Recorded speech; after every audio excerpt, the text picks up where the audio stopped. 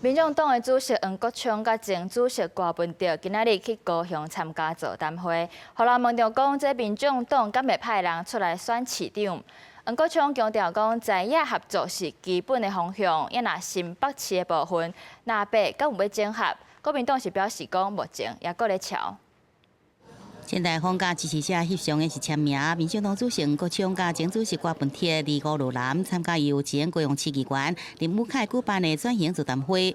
由国民党甲民进党市长参选人拢已经确定，被问到是毋是推派人选，黄国昌先批评赖水龙国会表现互人失望，伊佫强调在野合作是基本方向。拉下民进党推出的候选人，应该是大家的共识啊。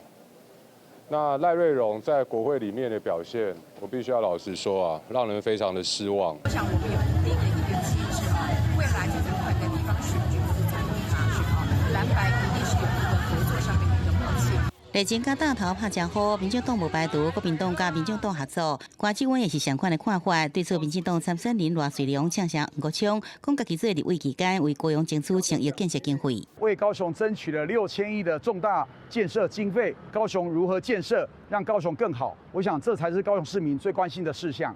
早起来到菜市仔拜票，甲高雄差不多确定是国民党甲民进党对决比较。新北市长即阵，敢若民进党确定由立委苏巧慧参选，伊早起讲民进党已经有初选的机制打造新北队。